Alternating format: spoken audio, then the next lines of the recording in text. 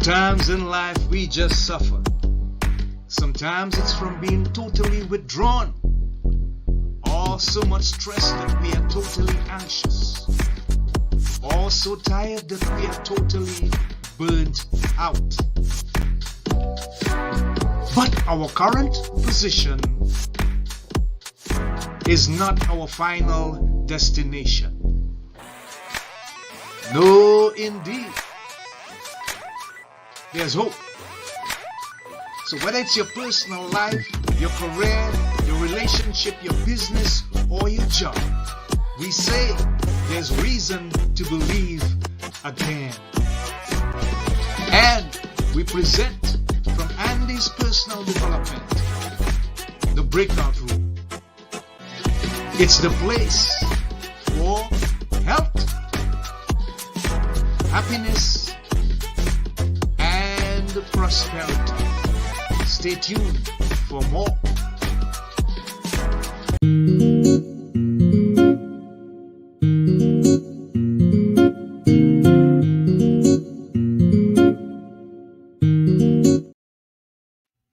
Hi, and welcome to this episode of The Breakout Room. I am your host, Andy, and we welcome you as we constantly remind you of the three watchwords: health, happiness, and prosperity. Today, as usual, we have an amazing guest with amazing information and content just to make your life so much more better and easier to live so that you can have success and be fulfilled. The episode is entitled Why Being Happy is a Choice Even When Life Gets Tough with Matt O'Neill. And he's excited, he's pumped up, he's ready, he's willing, he's able. So, let me tell you a bit about our guest as we await to bring him into the studio. He's a renowned podcast host, entrepreneur, Forbes book author, and devoted family man with a mission to spread positivity. As one of the world's foremost experts on positive psychology, Matt offers valuable insights to enhance everyday happiness even as life gets tough. And that'll be the focal point of what we're going to discuss today to share this valuable content with you. He founded a business that grew 100 employees and 10 million in revenues.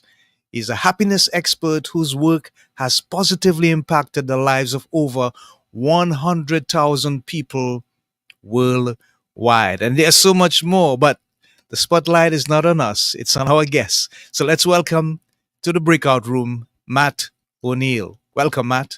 Andy! What's up, brother? Hey, what's up? What's up? What's up? We are live and we are willing and able, as I said before, and raring to go. So, Matt, here's the thing. I usually start by asking our guests, just tell us a bit about who you are and how you came to the niche that you are in right now with regards to the work that you do. What was the aha moment for you, Matt? Can you recall? I was born with it. There Yes. you go. There you go. I When love I that. I love that. when I was 5, I had inklings I was going to write a book and help people. And then when I was in my teens, it would come back. And when I was in my 20s, it continued to come back. And I just didn't understand what it was. I didn't know what I was going to teach or what this book was going to be, but I just always knew I was going to help people.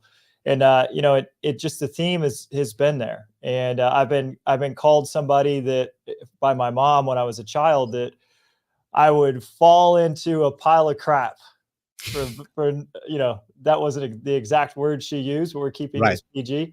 And then I would come up with roses. And this was the way she Ah, described me. And so it's been my life kind of calling to help people understand that challenges are really only in our mind.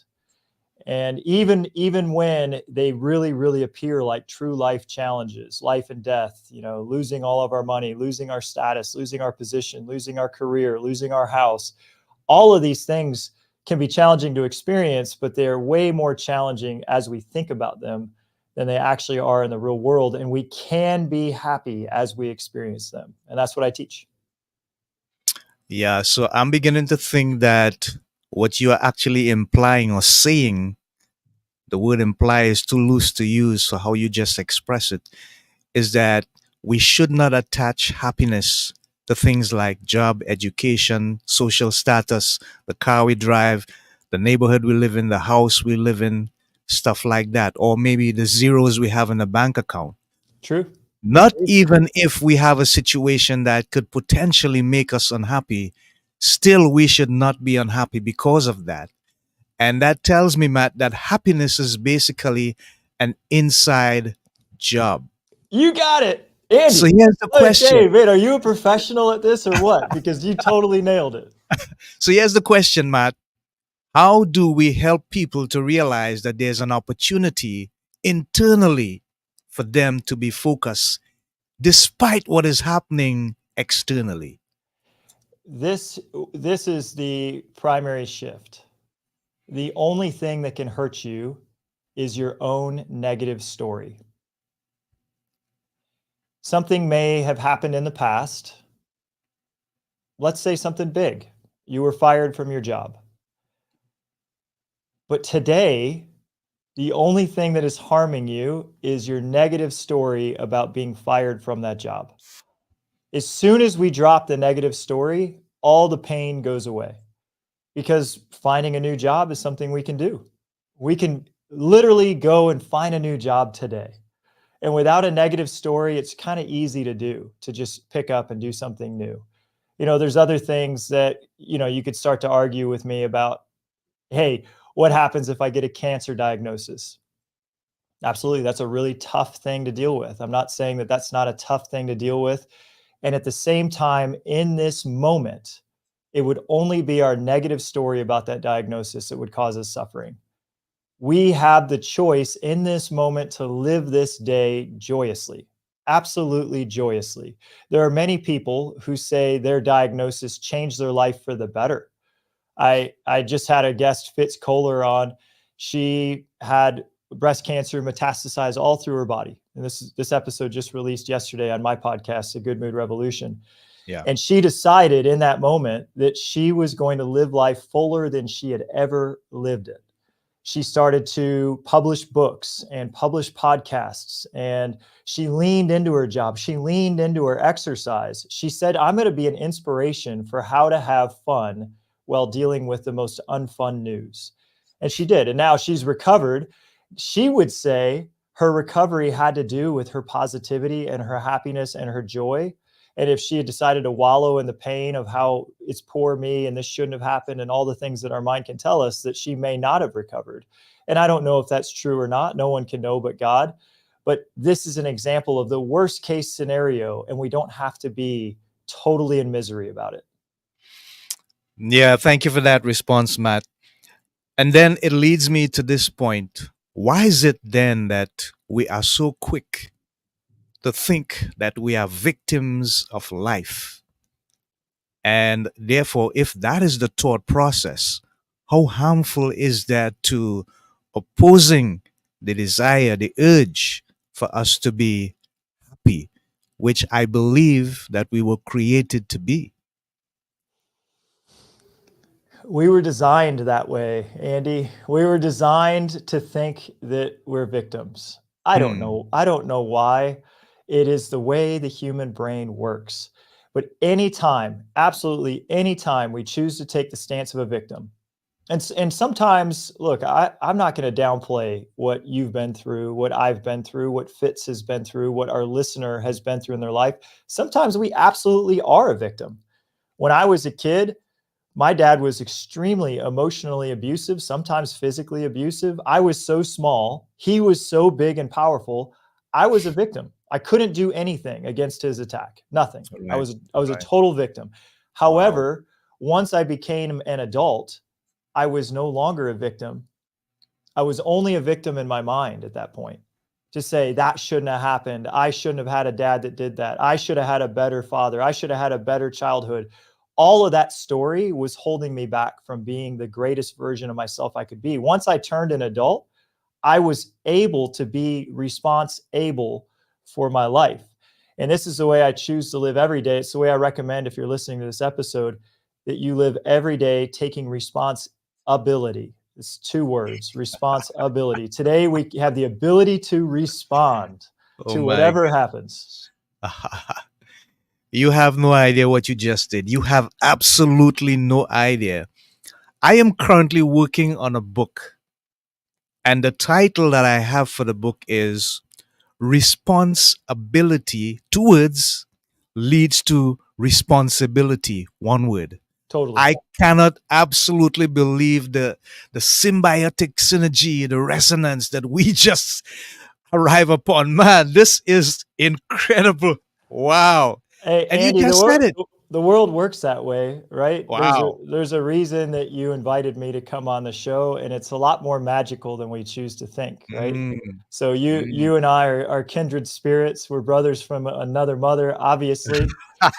And You look, took it truth to is that truth. level. So Yes, you've yes. come to the truth yourself. I've come to the truth myself, and we're here spreading truth to people who need to hear it. Yeah, wonderful. This is just truly amazing. How does spirituality then play a role in the aspects of happiness for anybody from an individual perspective?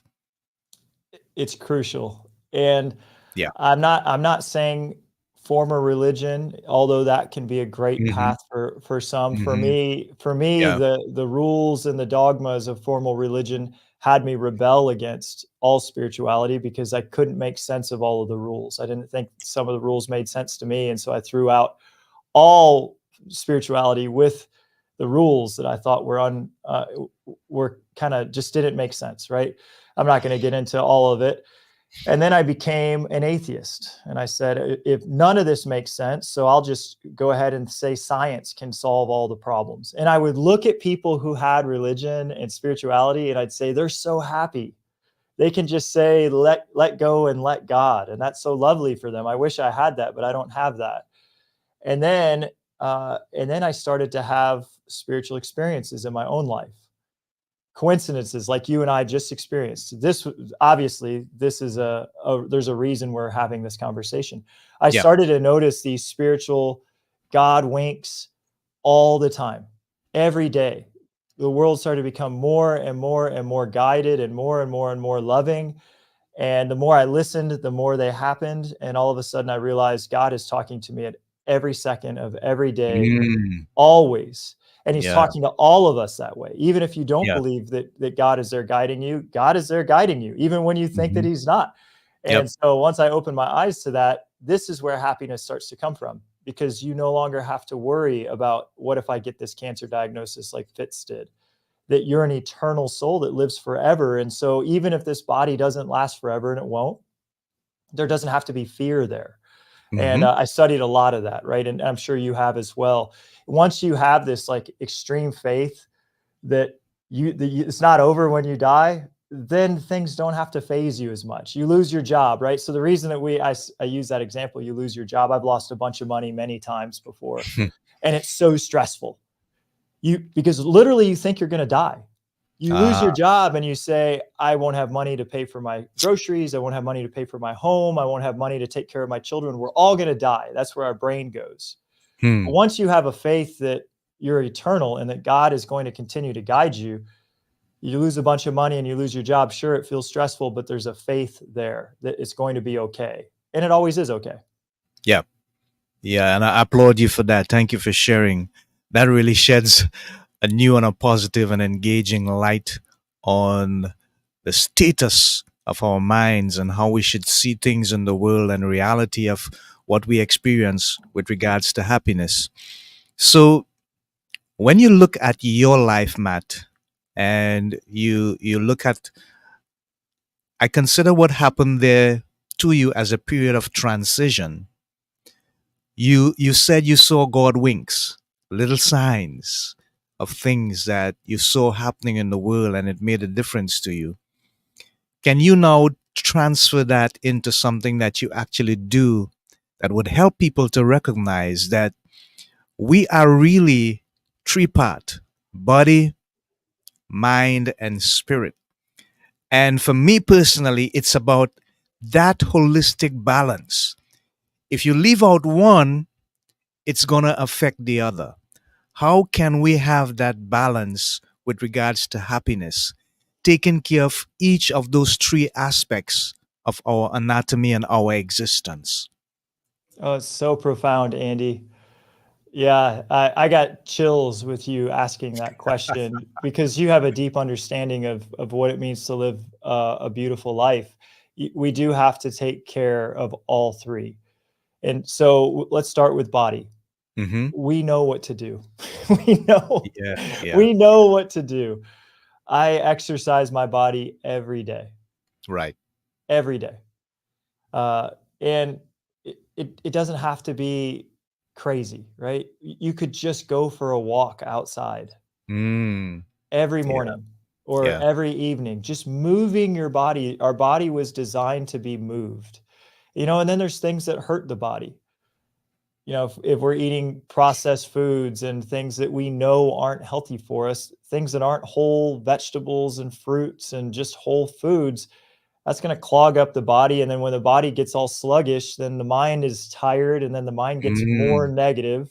yeah, So yeah. the body does work with the mind extremely well. The more we exercise the body, actually, the more clarity we have in the mind. And so that's one of the things that helped me become more positive was developing this exercise routine. And then we have the mind. Mm, The thing we need to know about the mind is that it's always trying to help us survive. yeah, Always.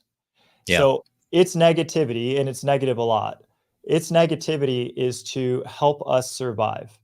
Once we see it's just trying to help us, we don't have to judge it for being negative. We just recognize that's the nature of the mind.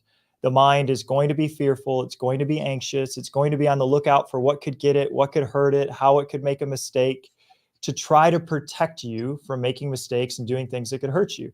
Then we just Mm, say, thank you. Thank you for your negativity. Thank you for yeah. bringing this to my attention. Mm, I'm not going to follow those thoughts with you today, mind. I understand you're just doing your job, but today I'm just gonna have a little more faith and trust on the spiritual side. So this is the third yeah. piece.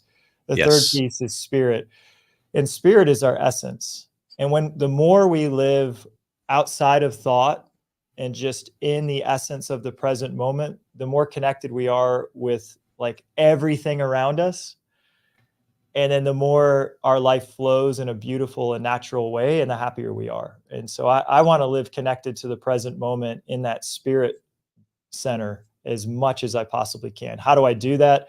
I practice meditation every morning.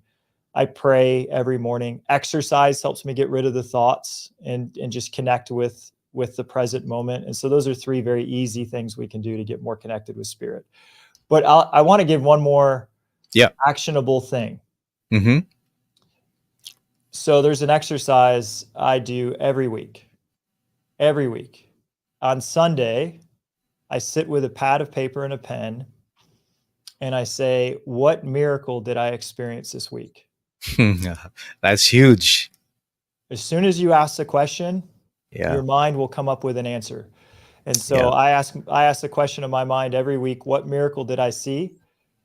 And every week, my mind just says, "Oh my gosh, you forgot, but this one thing happened, and it was totally guided. It was totally coincidental, and it wouldn't have happened if it wasn't for the presence of God."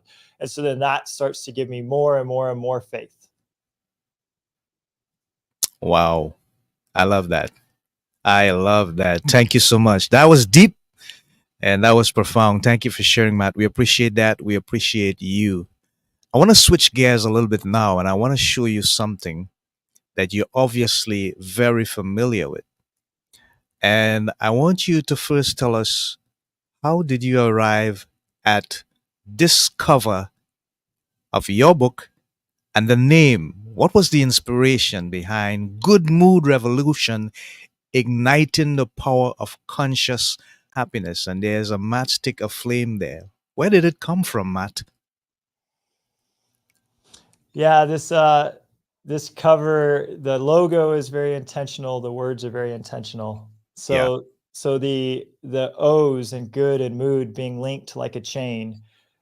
It's actually an infinity symbol on Uh its huh. side. Okay. And it is that goes into what we were talking about, which is if we know we're eternal, we don't have to fall for the survival negative thinking that the mind will give us.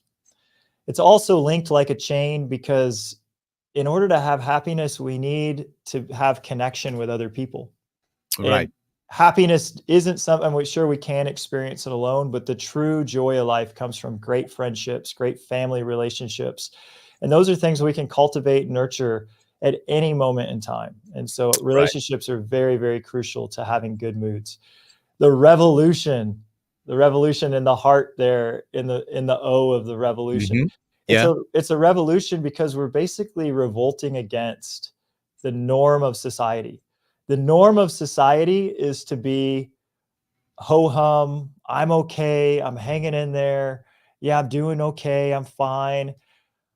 It's so blah, and no one will be like overtly happy. You walk through the streets and you see people all like this, Yeah. super serious, everyone. They Yeah. and they don't Yeah. want to like Yeah. show off a smile because they don't want to be noticed or seen that they're weird or whatever. Well, we need to revolt against that. We want to be so overtly joyful that people are kind of uncomfortable with how happy we are, and they may even think that it's not true. But that Mm. once we all start to revolt against this societal norm of nobody's happy enough and that's the way we want it, then the whole world can start to brighten up because we're happy. So people Yeah. in my presence are typically much happier just because I am so happy that they are happy in the light of who I am. And this is what I teach people to do. Be that Yeah. light that lights everybody up. And so that's where the match comes from, is that Wow. you are the light. And as you ignite this happiness within you, you create happiness for those around you. And so like the cover, you see the darkness at the bottom, but when you're Hmm. the light, the darkness just disappears. Yeah. Yeah. Exactly. Exactly. I love it. Fantastic. Thank you for sharing and for giving us those insights. My firm belief is that, and this might sound like a cliche to some, but at the end of the day, light shines the most when darkness is absolutely present. And what I've come to realize is that the good things, the positive things, the endearing things about people, about life, about circumstances, about experiences, they give us the opportunity to gain that light. But we are so busy, Matt, caught up in the systems that the world has given us, which are mostly intended to enslave us rather than to give us the freedom that we need, that we were created to experience. And so I've listened to Deepak Chopra, and he said something that really impacted me. He said, we were created to be human beings, just to be human. But we find ourselves the majority of the time being human doings, doing so much that we do more harm to ourselves than we ought to because we don't take time to be human. It is so simple, but yet so profound. And so I appreciate your explanation and your process of that kind of reality heading towards the light. I love it. There's a So there's how's a the book? Go ahead, Matt. I want to expound upon what you just said there, and I Yeah. I totally agree. Yeah. There's two stories that come to mind. Mm-hmm. The one is a story written by Neil Donald Walsh. It's a children's story. It's called "The Little Soul in the Sun." Right. And there's a little soul before he's born, and he's talking to God, and he says, "God, who am I?" And God said, "You're the light." And the soul looks Mm. around and he says, "What's the light?" And God said, "Well, you can't see yourself as the light because everything around you in heaven is the light as well." Ah, And the soul said, "Well, interesting. how can I know myself as the light?" And he said, "Well, if you really want to know yourself as the light, there's only one way. I have to send you to the darkness." Wow. And the soul said, "I'm in. Let me do it." And he Yeah. said, "All right, well, you're going to be born as a child on earth." Mm. So Profound. our mission here is to remember that we are the light. And as Deepak was talking about the doings, there's a story in the Bible that I just love. Mm-hmm. There's Jesus comes to the home of two sisters, Martha and Mary. Yep. And Martha is very busy. The God has come to her home, and she says, "Oh, I have to make lunch, and I have to get the house clean, and I have to get Hmm. everything perfect because the Son Yeah. of Man is here." And so she's very, very busy doing, right? This is what Yep. Deepak is saying. Yep. Hmm. And Mary sits at the feet of Jesus and is just basking in the glory of God. And Right. she's just totally in bliss that, oh my Yeah. gosh, God is here. And Martha looks at Jesus and she puts her hands on her hips. This is how I see it. And she says, "Are you just going to let Mary sit there while I do all the work?" Mm. And Jesus says, "Martha, you're busy doing many things, Yeah. but Mary's doing the only thing that really matters." That's right. And that That's story is not a story about two sisters. It's a story about us, the two yeah. parts within us. There's a part of us that has to do. We have to take care of the kids. We have to make money to survive. We have to take care of our bodies, as we described. We have to do. But then there's another part of us that wants to just be connected with the present moment and with God and with all that's blissful and beautiful. And our goal is to blend the Martha with the Mary so that as we're doing, we're present in being. Yeah. How do we do this? Intentionally. Just this Hmm. morning, I was talking with my wife, and I had prayed this morning, and I was feeling anxious. I woke up feeling anxious, and I don't know why. Just sometimes I wake up Yeah. and I'll have a feeling of anxiety. And so I asked God, what's this feeling of anxiousness? And the message I got back was, you're doing too many things. Mm. Too much Mary, too many things. And Yeah. so I said, okay, well, I need to do less. And I said, well, how could I do less? And God said to me, this is just me having a conversation and, Hmm. and feeling Hmm. like I'm feeling the answers. Yeah. Uh, uh, what I was guided to was, well, pray to me about what's important. I'll tell you what's important today. This is to me your daily bread, right? So Yeah. today, this is what's important. And Yeah. then do what's important with presence. And so maybe I don't have to do 20 things today. Maybe I just need to do two. Have this incredible conversation with Andy, be fully present and joyful while I'm here, and then take my daughter to get her braces. Yeah. Wow. And so I Um, can be totally present with my daughter and I can be uh, totally present on this podcast. I don't have to do 20 things. yeah. Yeah. It's much more simpler than we think and simpler than we perceive sometimes. But we just feel that we have to be so in control. We are so boisterous about the stuff that we want to do. We want to manage this, we want to manage that, and we find ourselves probably burnt out. It's not a good place to And then be. once we do too much, then the Yeah. quality of everything we do becomes frantic. We might be Yeah. short with somebody we love. Yeah. Yeah. We might Yeah. feel anxious, as I felt this morning. Might feel frustrated, and then all of those negative feelings we don't like. So then we might go grab a drink to calm Mm, down, and then we might grab mm, another drink to calm down. And before we knew yeah. it, we compromised this body, mind, spirit connection that we Yeah. talked about. And the next Yeah. day we don't feel that good, and it's a downward cycle. So Yes. maybe doing less, we actually get more done. Yeah. Um, Yesterday I was listening to a podcast and I can't remember the person that was being interviewed, but they said something that grabbed my attention, and attention is the key word. It's ironic that they're saying this, and they're saying we need to pay attention to where we send our attention. And I heard it and it didn't click at the moment. And then when I heard it the second time, I realized wait a minute, we have the ability, Matt. We have the strength, the capacity mentally to decide where we are going to focus our attention. But Yes. so many times we want to do so much and we allow ourselves to be frantic, like you say, sometimes like a headless chicken all over the place.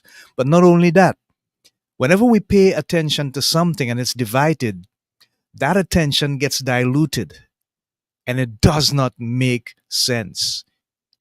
As you say, you need to be fully present with your daughter. She's going to get her braces. You can enjoy that moment just for what it is. There's so much value in that. And of course, the mere fact that she's appreciating that daddy is there with her, something she's Or going to remember. I could go to that appointment thinking that I have too much on my plate today, and I Ah, and I don't have time for this. yeah. I could be texting while I drive because I have too many things at work to get done.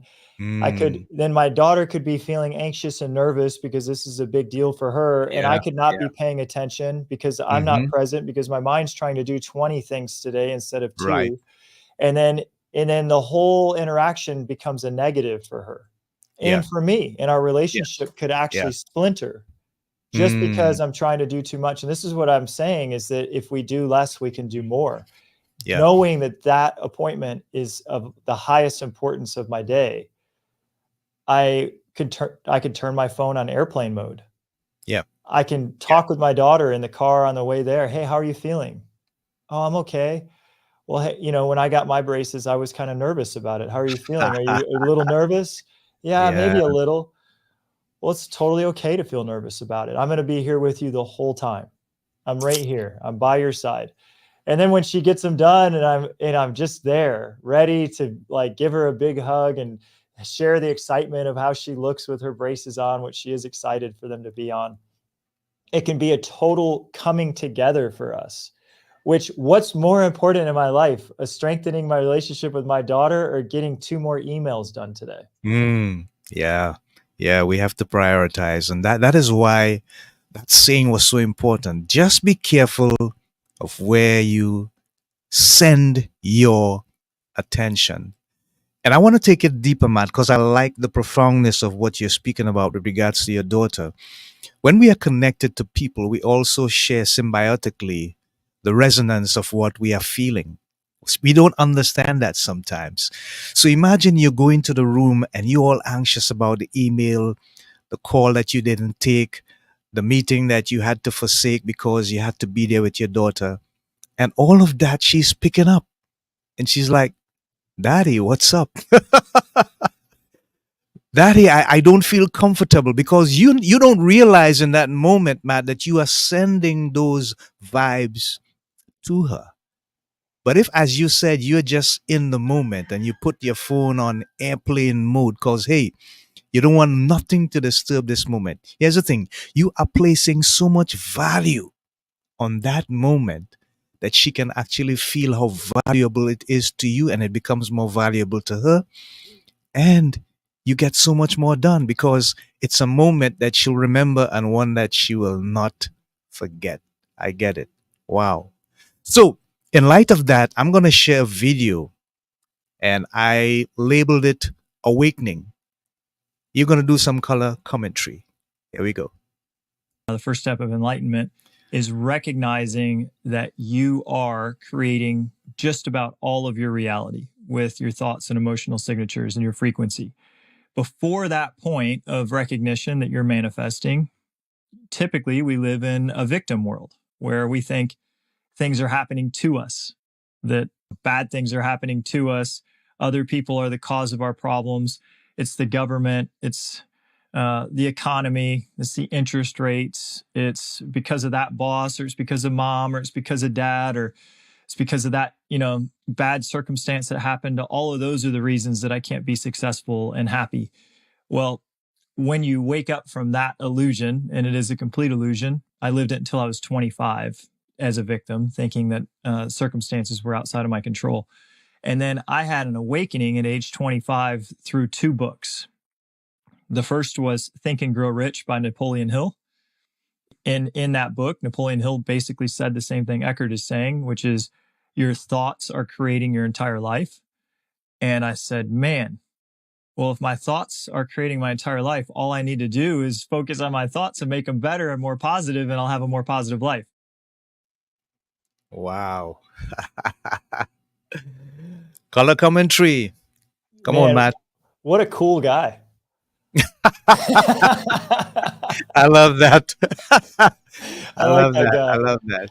Thank you for Yeah. playing that. Yeah, yeah. This is one of the most crucial aspects of having good moods, and it is understanding that the law of attraction is real. What we think about, we attract to us, and it's really more than that. It's how we feel. It's our emotional signature. Our emotional frequency attracts back everything. So when my emotional frequency is frustrated or angry, that emotional frequency, as you said, other people pick up on it. They actually mimic it. So if I'm Yeah. frustrated or angry and I walk into a store with that energy field, and we are, this proven science can prove that there's an energy field around us. Mhm. Some people call it our aura. When Yeah. our aura is frustrated and angry, we get close to someone else. Our aura rubs off on their aura. They become frustrated and angry. And guess what they do? They spew Mm. frustration and anger back Yeah. at us. That's And right. they might be rude to us. And then all of a sudden we have more reasons to be frustrated and angry. Yeah. And Yeah. then in our frustration, we're kind of hasty. We run into somebody with our car and we say, "Oh my gosh, look at this. Now somebody's hit me."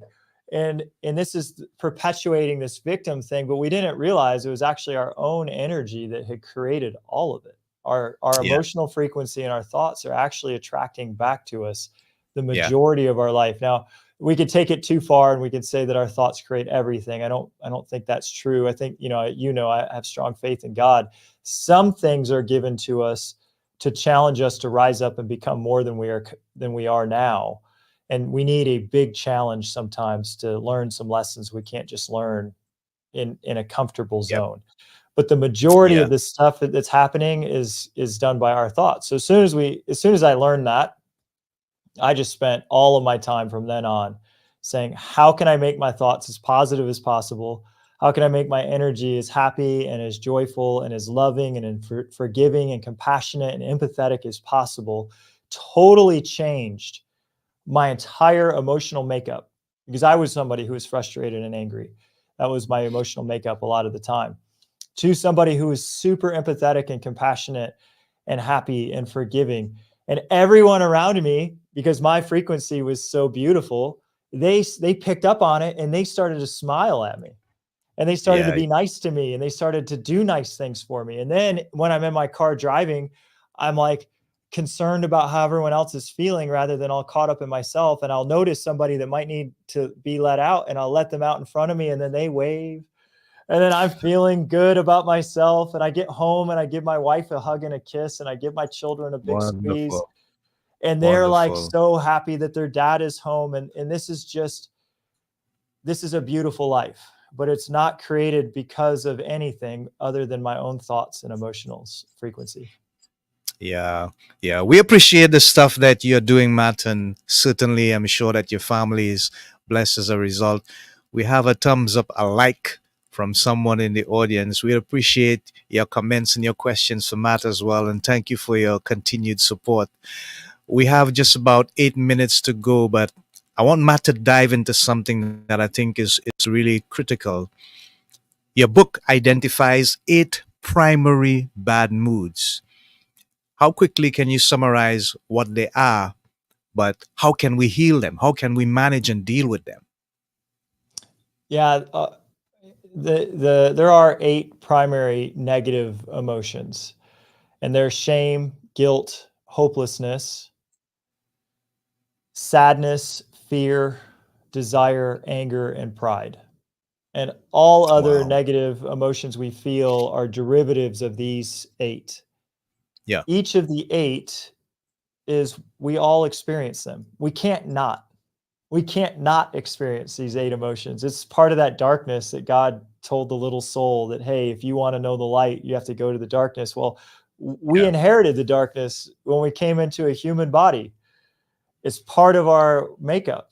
And so what's beautiful is that the light is in here, but then so is the dark. And so we can know our light by contrasting it with the dark. When we get caught in one of these negative emotions, the first step is to be aware. I'm caught. I'm not myself. I am feeling one of these 8 negative emotions. Once we're aware that we're feeling one of those 8 negative emotions, we can then start to unravel it. All that negative emotion is a series of beliefs. We're believing something. So all 8 emotions have a belief attached to them. It's 8 different beliefs. Uh, Anyone who really wants to dive into it, we have 8 minutes, so we don't have forever to teach you how to unwind these beliefs. But in the book, The Good Mood Revolution, you can get that on Amazon. And there are the exact counters to those. One, it identifies what the negative belief is. It's always a lie. The belief is never true. It's always at least mostly untrue. Yeah. And then Yeah. what the truth is that dissolves the lie. So we'll use anger because I've been talking about it.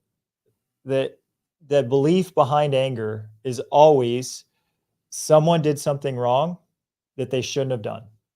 Mm, It's it. It's the belief. Someone did yeah. something wrong that they shouldn't have done. And when we're believing that, we will be angry. But when we start to Right. question that belief, we say, did they really do something wrong? So I use the Mm, example of my dad, yeah. being emotionally abusive. And I was very angry with him as I grew up and, just angry that he wasn't a better dad. Well, the belief is he did something wrong. What did he do something wrong as a father? Well, I'm like, yeah, he did. But then I question it further. Did he really do anything wrong? And I'm like, well, let's see. He did the best he could. That's a truth. Mm-hmm. Mm-hmm. He did the best he could given the way he was raised because his Ah, parents yeah. treated him the same way. Right. In fact, the way he treated me caused me to become hyper obsessed with learning how to become happy. And I Mm, probably became 1,000% happier because of my upbringing than I would right. have if I had been given the dad that I thought I wanted. So maybe he didn't do anything wrong. Maybe he did everything right. Ah, And then the anger completely, anger's gone, right? yeah. Because the belief has just been dismantled. Yes. Wow. And so you have just told us how we can change the lens by which we see a situation, a circumstance, or an experience in. And that is really dynamic. It's also instructional.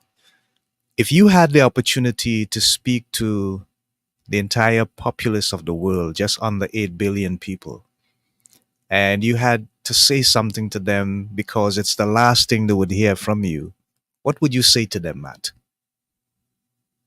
You are lovable. Hmm. Yeah.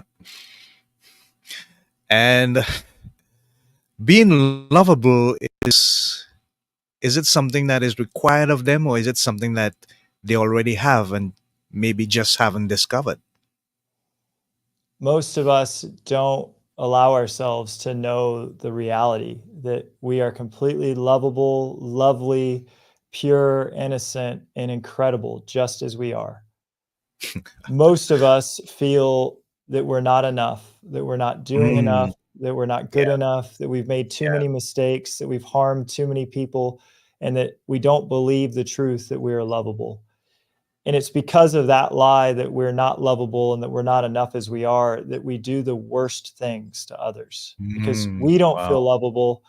We hate ourselves and then we hate others. And this is where all the hate in the world comes from, is this one lie that we are not lovable. But once we learn the truth that we are fully loved by God exactly as we are, we then embrace how lovable we are. And then when we love ourselves, we love everyone around us. And then we brighten up the world. Fantastic. What an amazing note to end this episode with, Matt O'Neill. Why being happy is a choice, even when life gets tough. And folks, life is going to be tough.